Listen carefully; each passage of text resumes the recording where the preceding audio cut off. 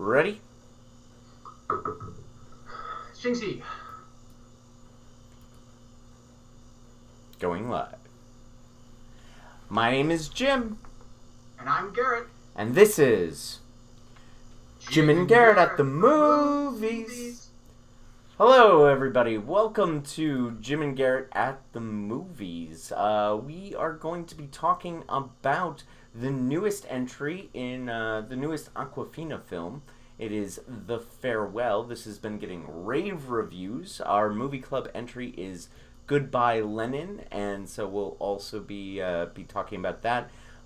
So let's start with Awkwafina. Let's start with this critically acclaimed, almost universally critically acclaimed film from Lulu Wang. It stars Awkwafina, and it is the story of a Chinese American woman who goes to China when she finds out that her grandmother is terminally ill. Yet, what is interesting about this particular event is that they have chosen not to tell the grandmother about about her illness, and instead are doing a fake wedding in order to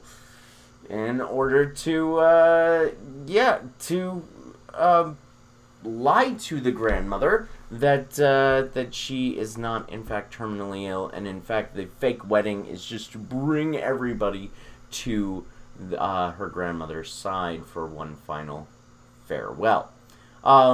I'll say I'm going to start first a little bit before I transfer, ask Garret what he thinks. I think there's two ways to look at this film. One is the film's technical merits. That is to say, does it do its job well? And then the second thing is what job this film is doing. That is what this film is essentially saying.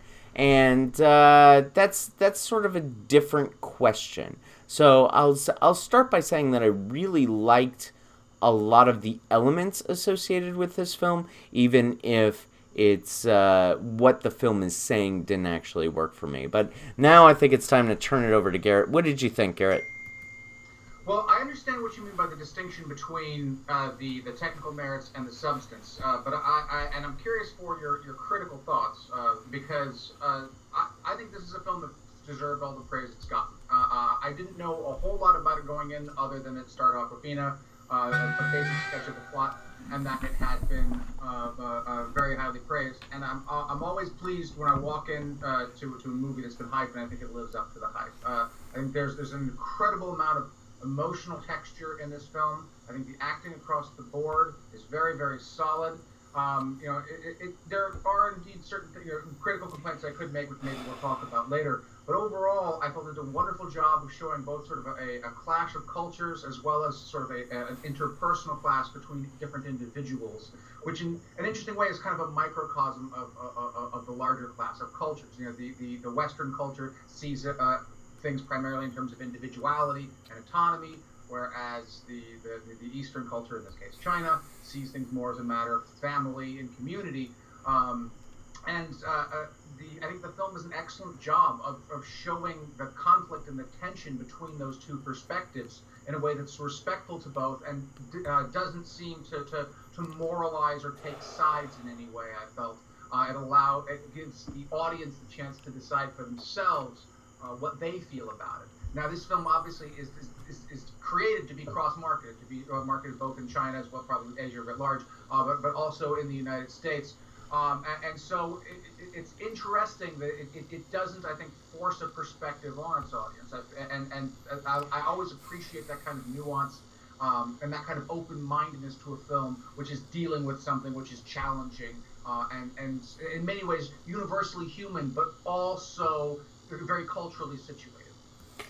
Yeah, I think you said a lot there. Let's start with... I want to start with some of the things that you and I agree on, and that's the film's technical merits. The acting in this film is absolutely phenomenal. If Awkwafina gets a Best Actress nomination, not only would I not be surprised, I would be in complete support of that. I think she is absolutely amazing in this, And remind me of the actress's name who plays the grandmother. I think it's Szechuan. I'm not gonna try, but I think she's fantastic as well. Thank you, Szechuan Zhao. I think she's absolutely fantastic in this.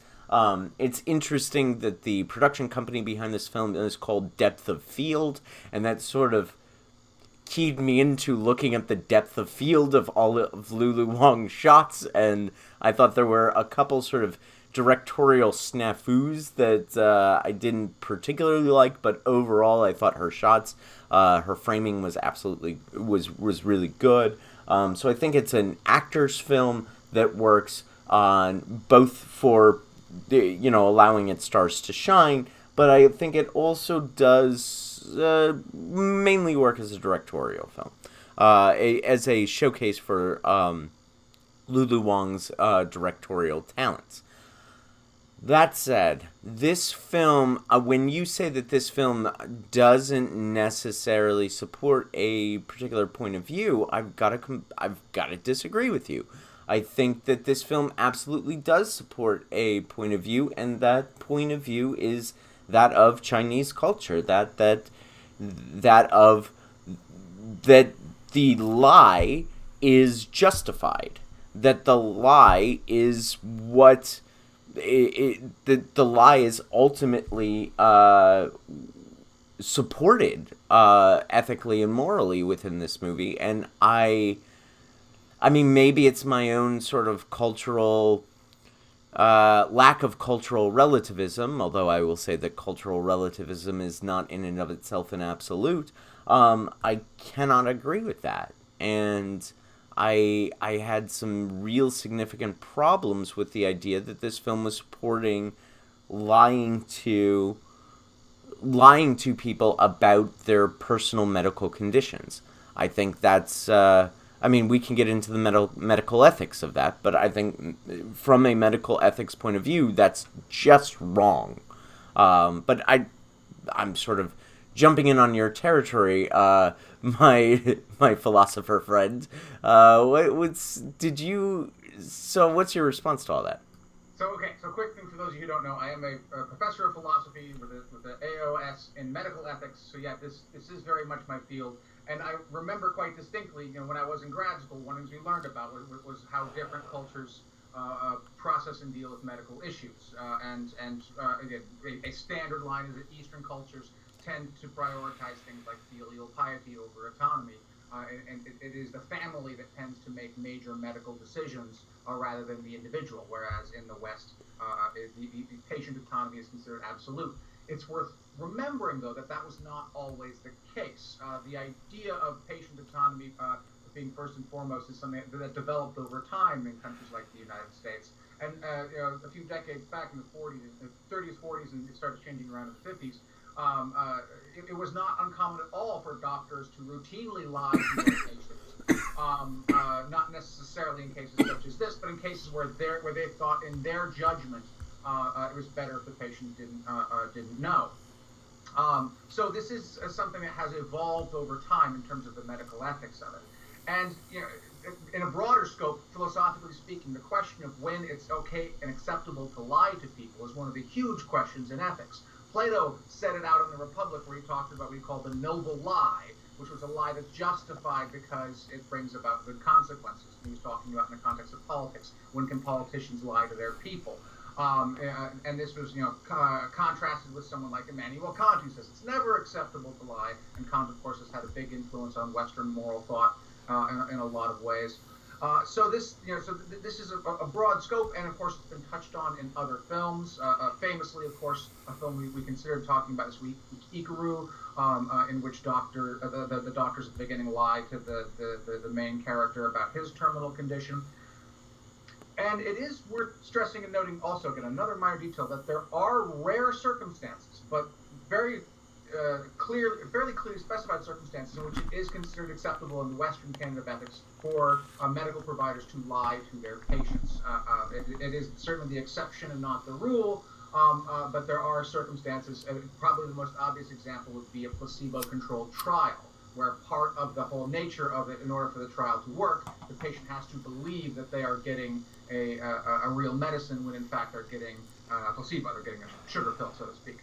The context of lying to patients is something which is complicated and interesting, and it is perhaps my study of this complexity that makes me a little bit more receptive to the different attitudes and the different perspectives from different cultures with regards to what the right thing to do is. All that's background and context. Now let's focus a little more specifically on how it plays out in this film. Now, I don't, again, there's a clear disagreement here between you and I. I don't think the film sides with Chinese culture. And I think the main reason why is because it's clear that this is Awkwafina's movie. She is front and center. And she thinks it's a mistake through and through. She never converts to the other side. She never decides that the Chinese perspective is correct. It's clear to me up to the final shot that this is something that her character is struggling with and wrestling with and has a difficult time with. The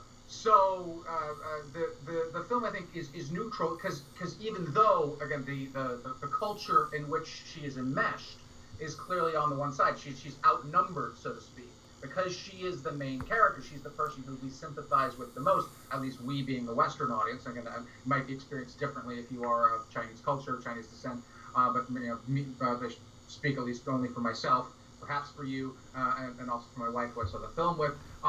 It felt to me very much that we are following her, we're empathizing with her, and we're feeling her struggle as she deals with this. I think if the film wanted to take a side, it could have done that much more explicitly. It would have done that by having her change her mind, or alternatively by having her behave differently and in accordance with what she thinks the right thing to do is, and have that blow up in her face. And the film doesn't do those things. The film, again, all up to the end, I think has a very, very ambiguous tone about the ethics. So that's my take on the broader context as well as the specific decisions of the film. Well, let me respond to that without. We've got to be careful about spoilers here a little bit. And I see this film, what do you think the dramatic question of this film is? And speaking in McKean senses, that is Robert McKee, who wrote the book We Both Love, Story.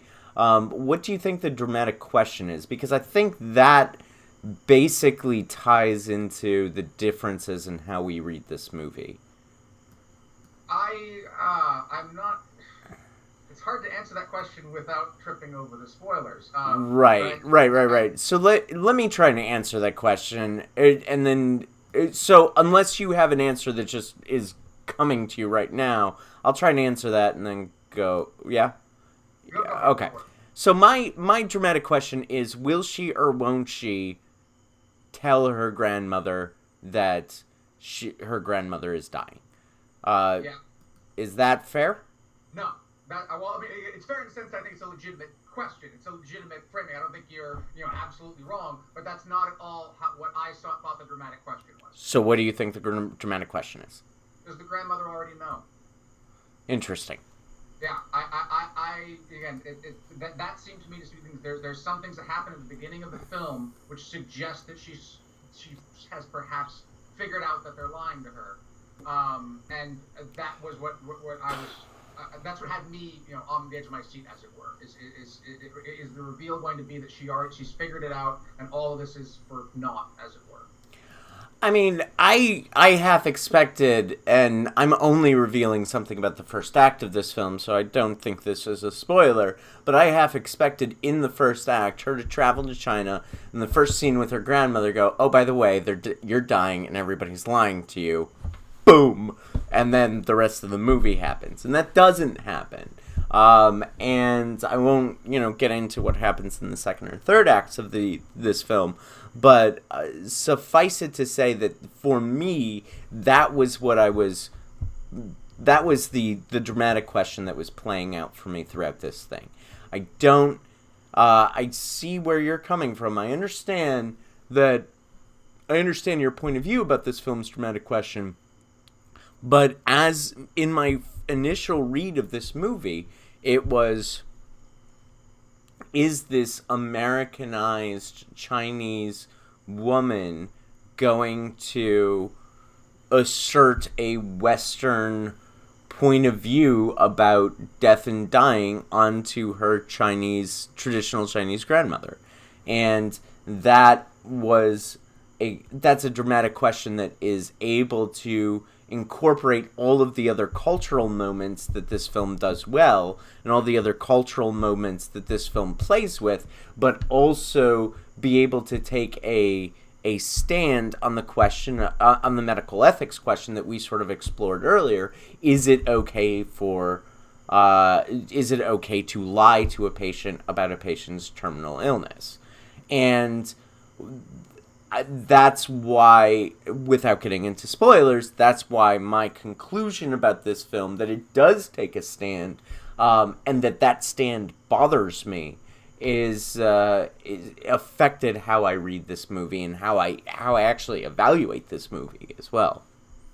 Well, part of me wants to say that if the film bothered you, then maybe it's even more successful than it is for me, because I think we're both in agreement that one of the things that good films should do, at least sometimes, is bother you and is upset you and force you to think twice and to reevaluate and to make you uncomfortable. Now, again, I'm not saying every movie that does that's necessarily a good movie, but it is something I think worth noting, that if you're walking out of a film feeling uncomfortable, feeling upset, then perhaps that film has affected you in an interesting way. It's possible that that's the case, but I think this bothered me in a negative way. Rather than bothering me and leaving, to steal a phrase from Noah, who runs our sister podcast, Deadly Analysis, this is not a film that left a stone in my shoe, to borrow Noah's phrase, but rather this is a film that I think is promoting an idea that I find really troubling.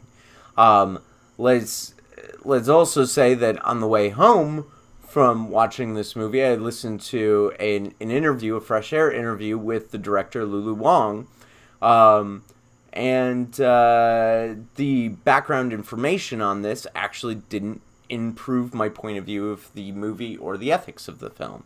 That is to say that she, in this Fresh Air interview, confessed that her grandmother still doesn't know that she has cancer, and this is 8 years on, which sort of lets me know something about the initial diagnosis and prognosis.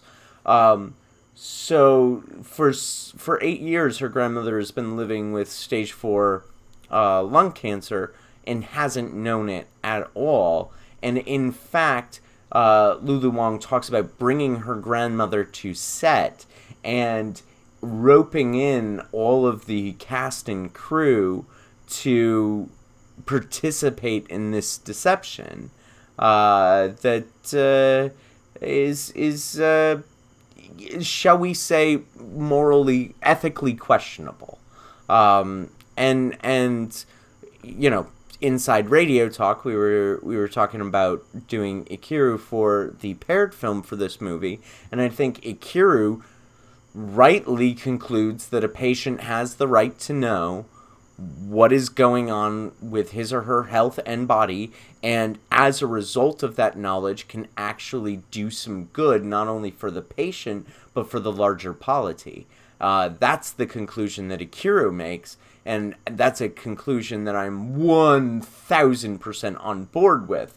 And so when I listened to this Fresh Air interview, and Lulu Wang is basically saying, well, we're still lying to her, and then the movie, I submit to you, was making a very specific claim about this lie, it all sort of left a bad taste in my mouth, even though I think that I am going to recommend this movie. Like, when we get to our star ratings, it's going to be a recommend, but it's going to be a recommend with some, at least, personal reservations for me. Now, I don't want to get too far off onto Ikiru, but I think I note a crucial difference between the context there and the context here is in Ikiru, the character's living a miserable life at the beginning, and the diagnosis is necessary to get him to change his life. In contrast, correct, the grandmother in this film is living a wonderful life at the beginning of the film. She has this fantastic family. She's very connected to. She's engaged with her heritage, and of course the wedding just makes her all the happier and all the more wonderful. I think that's a very important difference between the two films. Well, let's talk about that wedding real quick before you. I'm gonna let you finish, but let's talk about that wedding, because that couple does not seem like that they're ready to get married, and I don't know how you feel about that, but I was made uncomfortable by the fact that couple seemed as though they were a little hesitant about this situation. Yeah, I mean, you could have told this film from their perspective. You know, I would have loved to. This could have been a story told from their perspective. Awkwafina's character could be the one who's sort of forced into getting married to someone who should not really, and that would have been an interesting, different perspective on it. But that wasn't the perspective chosen. Obviously, this is an autobiographical film, and Lulu Wang is sort of taking Awkwafina as in place of herself. So again, I think it's important to recognize here that it's not practice within either traditional Chinese medicine or medical ethics or traditional Chinese society to routinely lie to people who have a terminal diagnosis.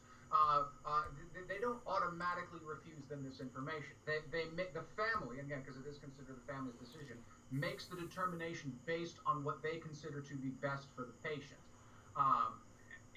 In a different scenario, the family may have chosen to tell the patients. In this scenario, given the particulars, they seem to make it to determine that it wasn't in her best interest to know the truth. Now, in support of your thesis, I think you could read what happens at the end of the film, again, the fact that the grandmother is still alive, as a tacit way of saying, see, we made the right decision. Had we told her, she wouldn't have lived to now. That's not how I interpreted it. Me neither. Correct me if I'm wrong. You might know a little more about how the diagnosis and prognosis situation works. But if you survive for 8 years, I'm pretty sure you don't have stage 4 cancer. I don't know. One of the defining diagnostic criteria for stage 4 cancer is 6 months life expectancy. Yeah, I mean, it depends. Like, we don't get too many details about the actual test that they've run and what they're doing. It's possible that after a year they could have reevaluated and said, no, we actually missed something, or one thing or another. I mean, that's not within the context of this film, so I don't know if I really feel comfortable in commenting on that, because I'm not totally sure. At any rate, spontaneous remissions do happen. They do. A small percentage of cases, but and misdiagnoses happen. Doctors aren't perfect; they make mistakes. Cancers don't come with labels that say stage 1, stage 2, stage 4. It has to be interpreted, and as they're only humans, maybe the doctors in her grandmother's case made a misdiagnosis. But whatever the etiology, whatever the reasons for the grandmother still being alive, again, I'm not saying that I would have made the same decision. I definitely feel the pull of what you are saying with regard to the basic principle that patients deserve to know the truth about the state of their body and the state of their diseases. At the same time, again, at least as the film portrays it, I'm trusting the film here to have portrayed things accurately. There's a pretty straightforward utilitarian case here that the right decision has been made. That she has lived the last 6, now 8 years, happy and engaged and lively, which even if the knowledge of the cancer didn't kill her, which again I agree seems pretty medically unlikely, that sort of premise. There's a line in the film about how cancer doesn't kill you, knowing you have cancer kills you, or something like that. Again, it's pretty clear. I think that's medically not the case. But nonetheless, had she been told the truth, then there's a pretty good reason to think that the last 8 years would have been one of much more grief and struggle and anguish. And instead, it seems like it's been a time of love and happiness and family and communion and community. And it's hard for me to not see a straightforward, Western argument here that the right decision was made in this case, even if as a matter of policy and principle, the right thing to do in general is to tell the patient the truth. In this particular case, it seems like it's worked out for the best.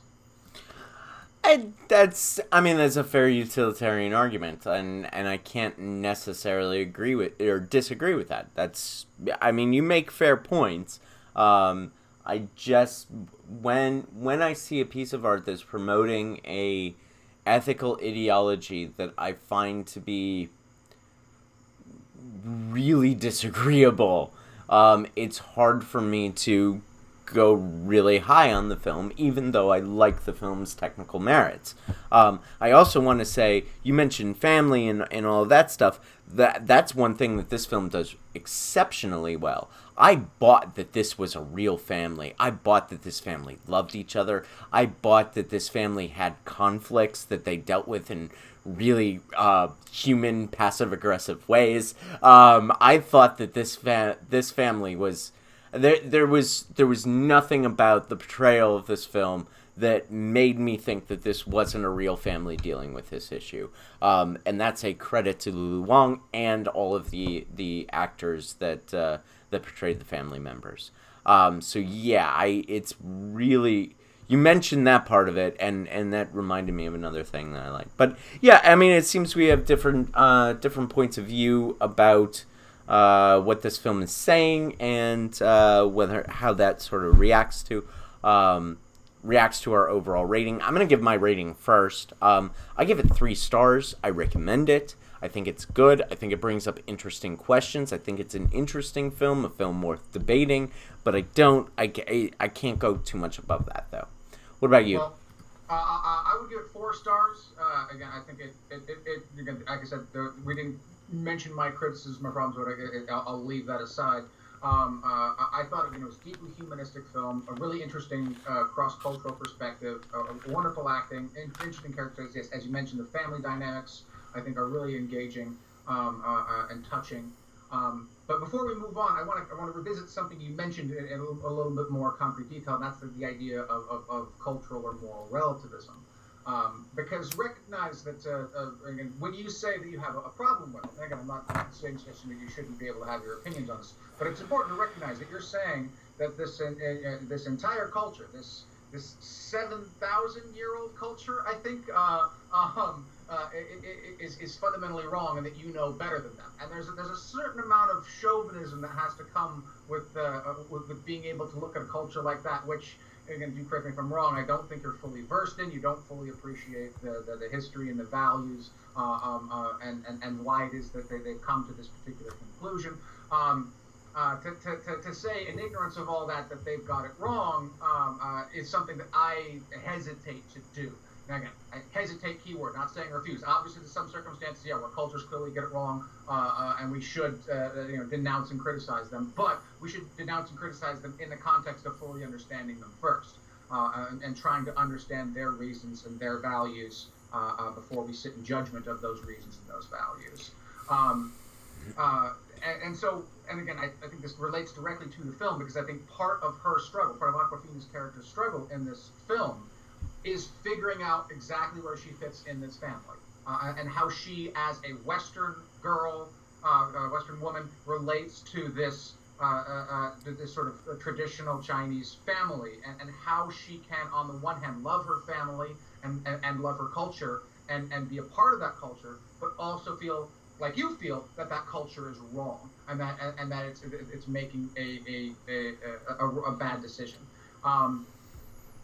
The film could have played out a different way. It could have departed from what I presume is the real story, and could have done something like you suggested, where she in the first act or something else just blows the cover off of it and says everyone's lying to you. That could have been an interesting and dramatic story, and then the following drama would be how she can sort of still reconcile herself to her family and her family's decision and so forth. But also, I think again, I think one of the other characters makes this point quite well. That would have been horribly selfish of her to do that. That would have been putting her comfort and her moral values over and above everyone else affected by this decision, everyone else connected to her grandmother. And that there's an arrogance and there's a selfishness to that kind of behavior, which again, even if you think that's the right thing to do, you might think as a matter of policy, as a matter of procedure, how you should approach this, that you are not the only person that matters. And if you're the only person who thinks you should tell the truth and the rest of your family thinks you shouldn't, maybe you should just sort of learn to suck it up and accept that you've been outvoted, so to speak. Let's just to respond to that real quick before we should move on, but just responding to that real quick, I would say that I have thought, I saw this movie last Thursday, so I've had Thursday, Friday, Saturday, Sunday, Monday, today to think about how exactly that question, like whether or not it's my right or ability to make that determination. And let us say that there's a big difference between me criticizing a movie that's promoting an idea that I disagree with and me criticizing a person or a culture that I disagree with. I understand that there's definitely a Venn diagram overlap between those two things because a movie might be representative of that culture, but that was essentially what I decided upon before I started this podcast, before I started this session of this podcast. That is to say that I decided eventually that this was something that there was a difference between, an ethical difference between criticizing a film and criticizing a culture, and that this is something that I feel very strongly about. And yeah, maybe I'm wrong, and I'm happy to. I've listened to the movie give me 2 hours. I felt 2 hours of justifying this decision, and now I've responded. So yeah, let's go ahead and move on. Before we move on, I'm gonna do. We've already paired this movie with 2 other movies, Ikiru, and now we're gonna talk about Goodbye Lenin. I did want to briefly mention a documentary called Crazy Sexy Cancer. If you know somebody, or if you personally are affected by cancer, please see Crazy Sexy Cancer. It is about a woman in her early 30s who gets afflicted with a cancer, terminal diagnosis, and it is a documentary showing her response to that, even at the young age of, I believe it's 31 or 32, and it is just a brilliant movie. It's such a brilliant movie, and it's a documentary too. So, all right, let's move on to Goodbye Lenin. Daniel Bruhl stars in this film about a woman who goes into a coma just as the Berlin Wall is falling. And then she wakes up in a new world, in a new united Germany, which her East German society has been completely completely altered, shall we say. And so, because her doctors say that a major shock like a political upheaval, such as the Berlin Wall coming down, might kill her, her son fakes, once again, families lying to each other, fakes that East Germany that she is still living in separated East Germany. So, Garrett, what did you think of this movie? Well, I think actually I want to hear from you first, because I want to hear if you have the same impression. Do you think that it is unethical to lie to the mother in this film because under the auspices of the idea that telling her the truth might kill her? I realize the lie is about something different. It's about the state of the world rather than the state of her body. But nonetheless, there's such a similarity in the ethics of it, which is why I wanted to pair the two. I want to put it back to you. Do you have a consistent judgment here, or is this different for some reason? It's slightly different because I'm approaching the farewell from the Ikiru point of view, and that is that the knowledge of one's medical diagnosis may allow one to make changes in one's life. I mean, let's just put it this way. I jumped out of a plane this weekend. in part because it's on my bucket list. Now, I don't need a terminal diagnosis. I smoke enough to have a terminal diagnosis. So I don't need a terminal diagnosis to motivate me jumping out of a plane. I really wanted to do it, and so I did. And so I think there's a marked difference between letting someone know to give someone the freedom of choice, and something like this where the lie is it's deliberately set up multiple times in the film that a lack of lie will kill her, rather than a lie allowing somebody to make a decision about how he or she lives, as the case in Farewell and Akiru. So I think there is a marked difference between the two. Nevertheless, I don't think that this film ultimately supports the idea of deception. You've got multiple characters in here who are resisting Daniel Bruhl's rather extravagant attempts to recreate East Germany out of the United Germany, and so you get multiple pushbacks to his deception, and so I don't think that the film ultimately concludes that the lie was the best thing. I think that it ends up having some. When the mother finds out about the lie, she sort of realizes how much her son loves her. And so in that sense, the lie has a positive consequence, but it's not necessary. But I still don't think that the film is always supporting the idea of lying. And so I think there are some marked differences, and I think the film has a different thesis than Farewell's thesis. I acknowledge several of the differences that you mentioned there. At the same time, though, I think that same utilitarian case that I made before applies here. That knowing the truth, in this case, it wouldn't, I think, change her life for the better or give her a chance to do any bucket list items.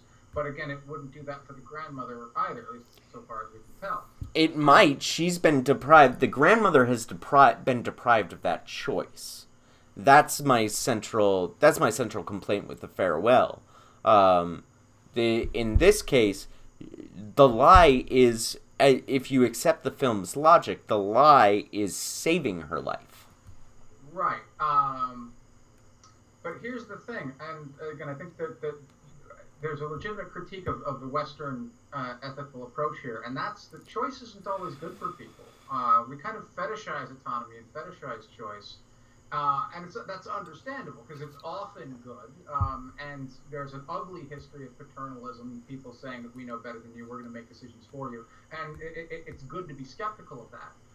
But at the same time, there's all sorts of demonstrable social science that suggests that oftentimes having decisions makes people miserable, and people can be much happier and live more fulfilling, better lives if they don't have as many decisions to make. And when you look at this grandmother, when you look at what it is that she wants, her bucket list item is exactly what she's getting. She gets the family back together, and she gets the wedding, she gets to see everyone and talk to everyone. I have difficulty imagining anything making this woman happier. And we've gone back to talking about the Farewell.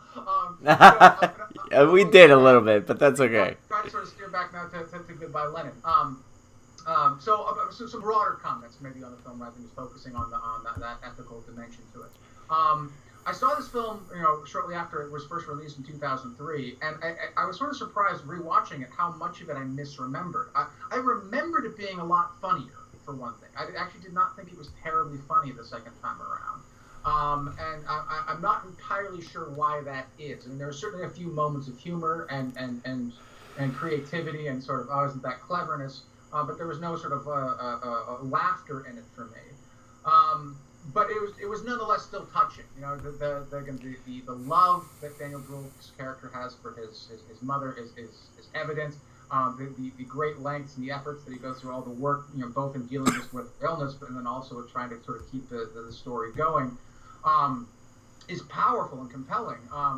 But I also think, again, I was reminded, and again, this goes back to our point about cultural relativism to a certain extent, I think one of the things which is hanging over my head as I was watching this is just remembering how absolutely abhorrent East Berlin was, and East Germany in general, and the way that they treated their own citizens, and what it was like living under that regime, and what a genuine hellscape it was. And so, to a certain extent, maybe the mother's affection for that system, or at least sort of purported affection for that system, in some ways kind of turned me off in some ways, because I felt less sympathetic, because she was propping up a system and championing a system which treated people horribly, and that makes me feel less sympathetic for her, perhaps. Sure, yeah, and apologies to our viewers because I accidentally clicked cut and you had a long video of me listening to Garret and smoking. But yeah, we're still sort of working at the bugs with our new system of live streaming. Yeah, I think there are moments of this film that are actually it's dealing with sort of this odd switch in cultures, and how there are some people who are still hanging on to an old culture that it's sort of like the abuse that they remember is more is better than the enemy of change. And I think that's an interesting phenomenon, and something that's almost unique to this historical moment. And I kind of applaud the film for taking a real honest look at how enemy affects. An enemy, by the way, is a sociological term that refers to the stripping of norms. That is to say that when we feel as though the norms of our society are no longer applicable, we experience something that's called enemy. And I think that Goodbye Lenin is trying to deal with that while also admitting that the East Berlin regime was quite oppressive and difficult to live under.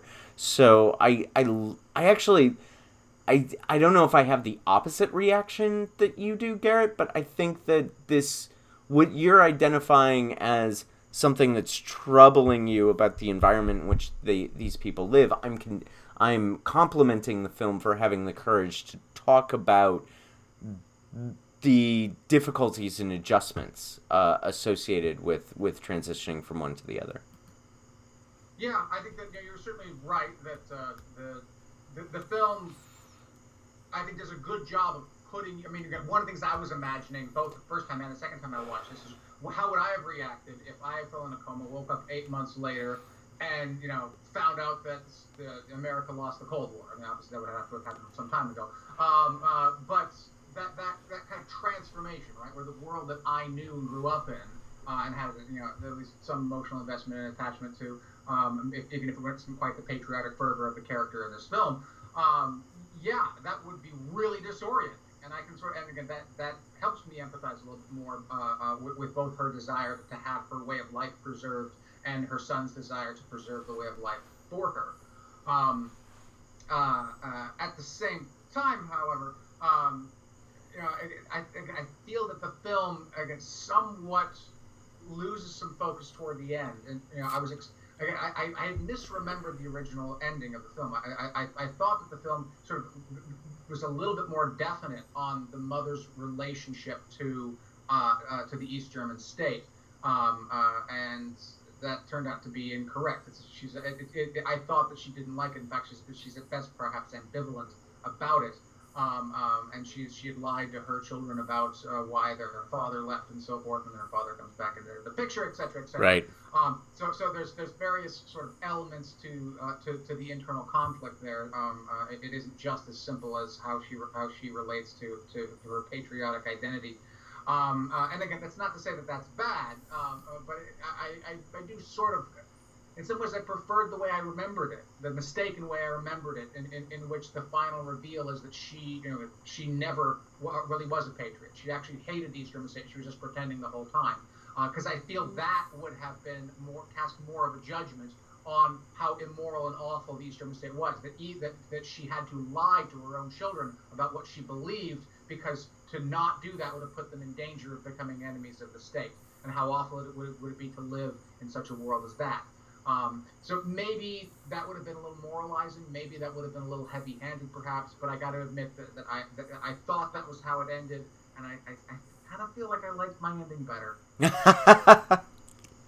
Well, I mean, let's put it this way. Imagine if you had gone into a coma right before the 2016 election. You woke up and everybody lied to you that different candidate had won. How would you? We would lie just because we'd want to live in your bedroom for them for those that period of time, rather than we would have to restrict your Twitter access as well. But I think we could manage it. Cirrus and I would work on it. We'd get it. Yeah, I think you just pitched the reboot. I think you just pitched the reboot to this film.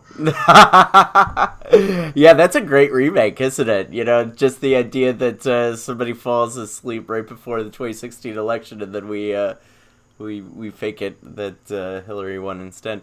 What do you give this film out of? Are we ready to wrap up? What do you give this film out of 5? I give it 3.5. Again, it's a solid film. It's clever. It's touching. Again, the emotional relationship is real, and it's a very interesting perspective out of a very particular part of the world, at a very particular place and time. That I think Western audiences at least often don't pay enough attention to. I don't think we think enough about East Germany. We talk a lot about Nazi Germany. We talk a lot about the Soviet Union, but perhaps we don't pay enough attention as we should to the Stasi and to the horrors of East Germany. So it's interesting to tell a film which is at least somewhat lighthearted in this context as well, and can put a very human face on this very real clash of cultures, to again go back to a previous theme we were discussing. Yeah, I'm at 4. I found the film a little bit funnier than you did, even on the second viewing. I laughed probably more than you did. And I think Daniel Bruhl is absolutely fantastic in this film. So overall, I'm at 4. A lot of the things that bothered you probably didn't bother me as much. So that is our podcast for this evening. We are going to be back next week. We will do the newest entry from Richard Linklater, Where'd You Go, Bernadette? And we'll be pairing that with another Richard Linklater film, Boyhood. Which was, of course, the film that took, I think it was 8 years to make, 10 years to make, somewhere along those lines. I'll get my facts straight for next podcast. But until then, my name is Jim. And I'm Garrett. And this has been Jim and Garrett at the movies. Good night, everybody.